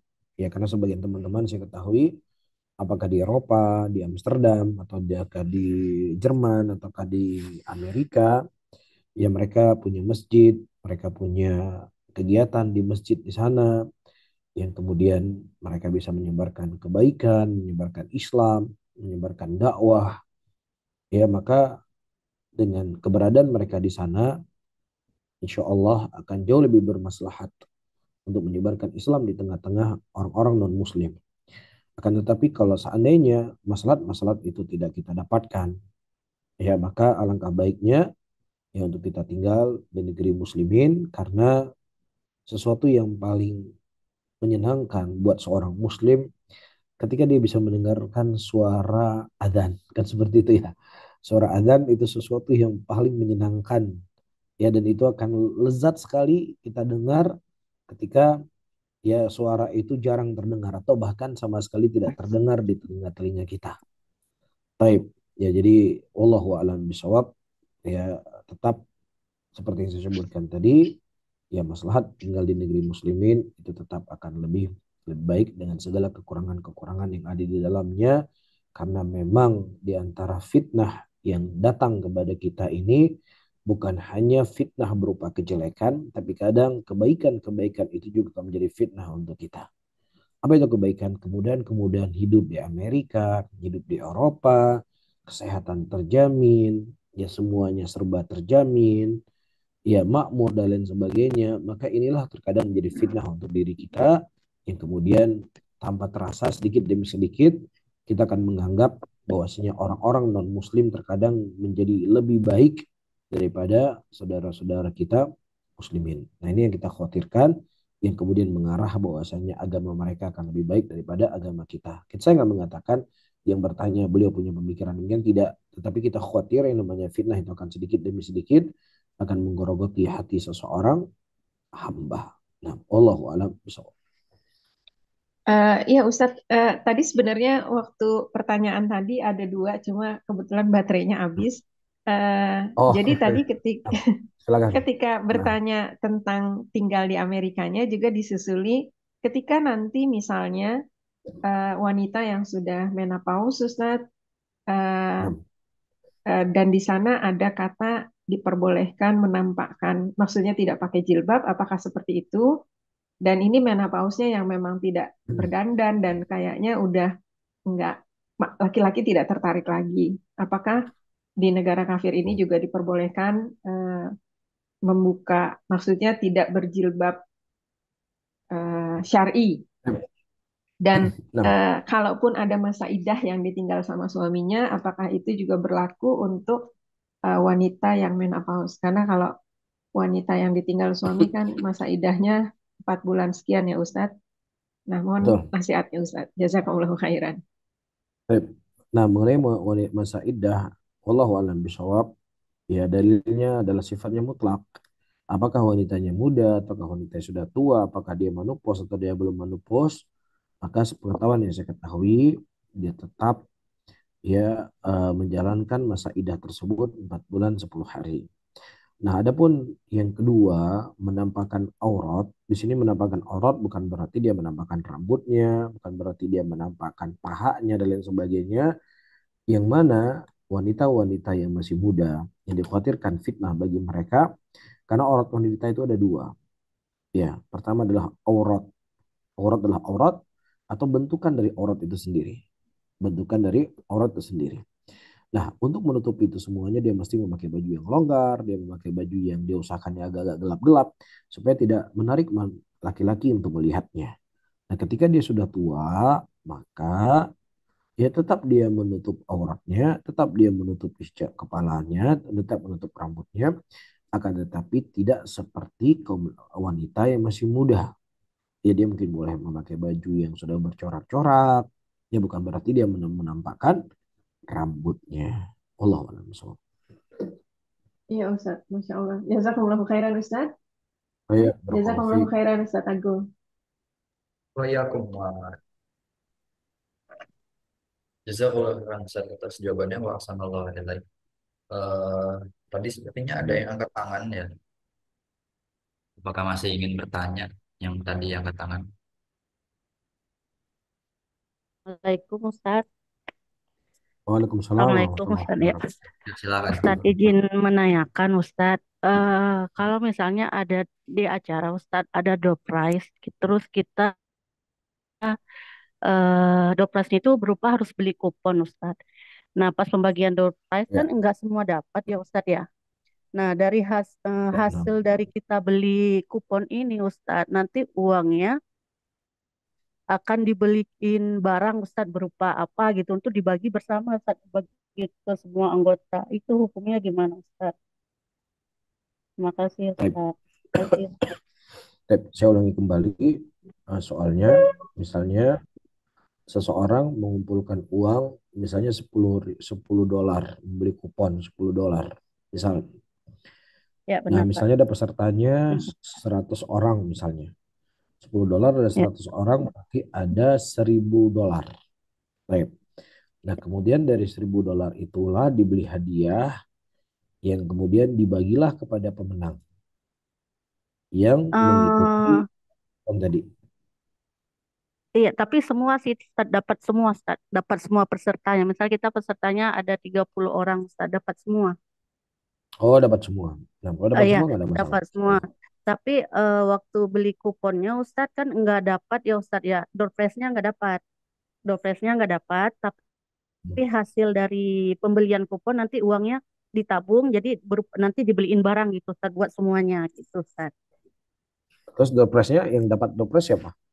Yang dapat door prize jadi nggak semuanya dapat Ustadz. Misalnya kita 30 anggota Ustadz.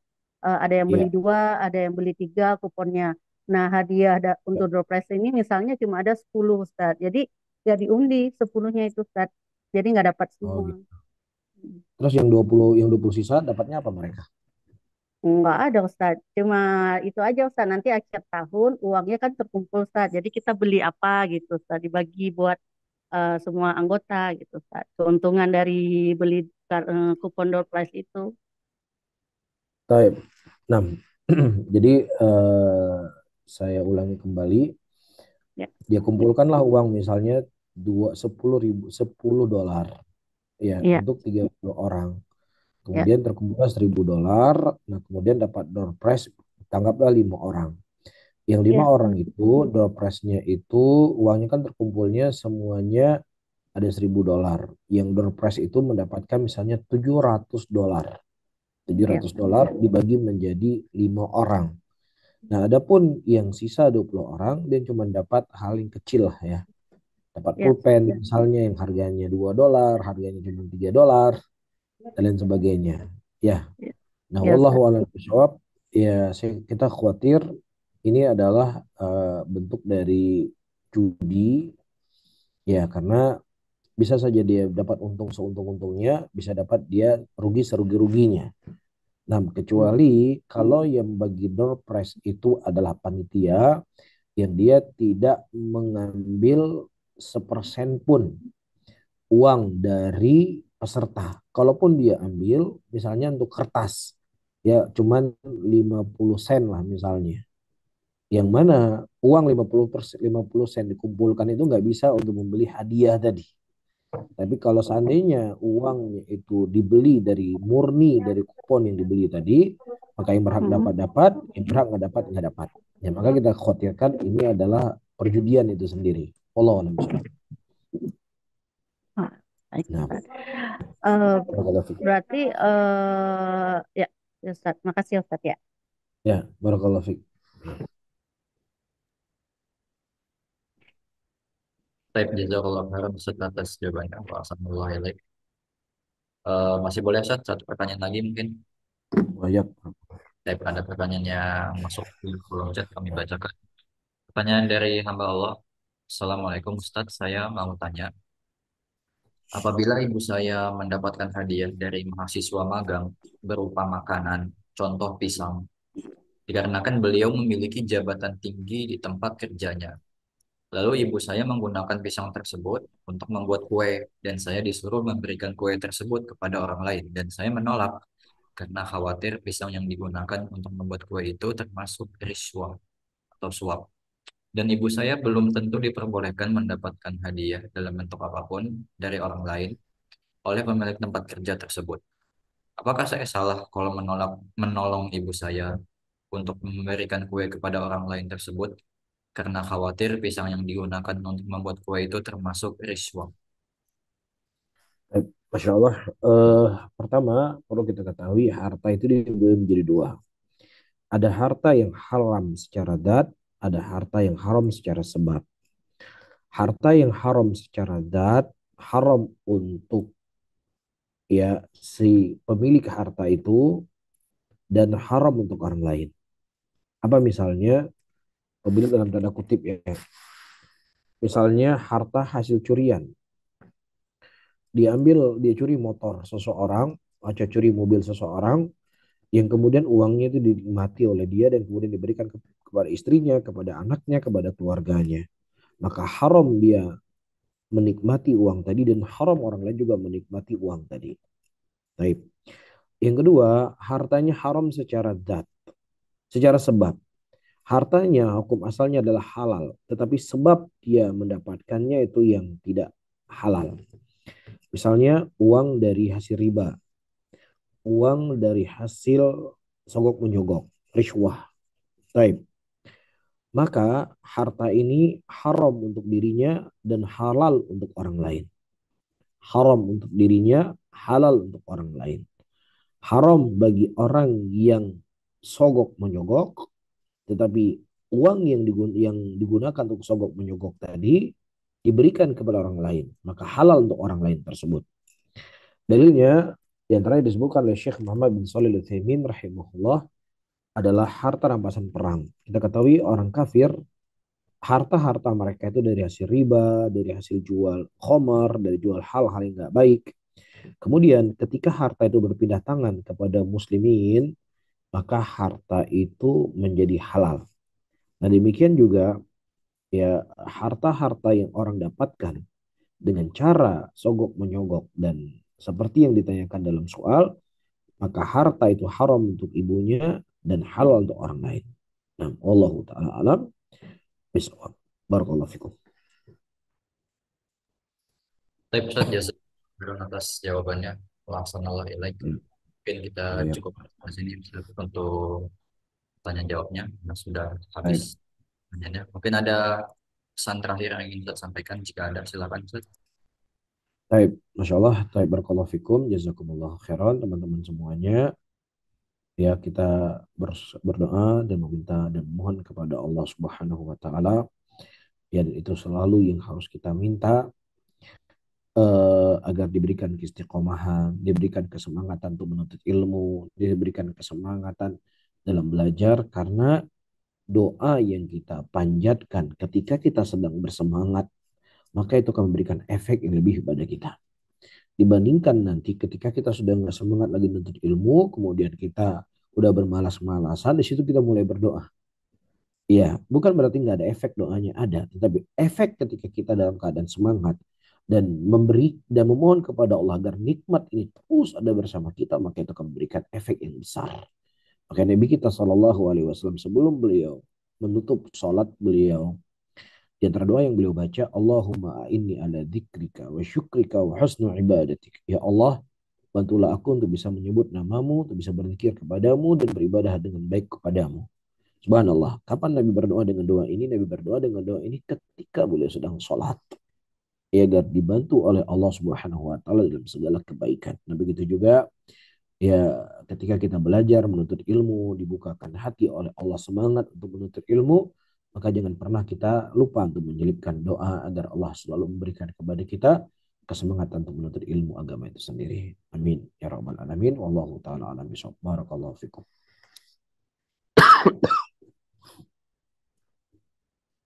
Wafikum warahmatullahi jazakallahu khairan Ustaz atas nasihat yang diberikan kepada kita semuanya. Semoga bisa menjadi perhatian untuk kita semua. Semoga bisa menjadi pengingat juga untuk kita semuanya sekalian. Dan kami mohon maaf dari pihak penyelenggara jika ada kekurangan dalam cara kita pada kesempatan kali ini. Dan kita berharap semoga bisa dipertemukan dalam pertemuan berikutnya. Dan kami ucapkan terima kasih kepada Ustadz yang telah memberikan ilmunya kepada kita semuanya. Dan juga kepada para jamaah yang telah berpartisipasi pada kajian kita malam hari ini. Jazakumullah khairan. Wassalamualaikum warahmatullahi wabarakatuh. Subhanakallahumma wa bihamdika asyhadu an la ilaha illa anta astaghfiruka wa atubu ilaik. Assalamualaikum warahmatullahi wabarakatuh. Waalaikumsalam warahmatullahi wabarakatuh. Ya, izin ya.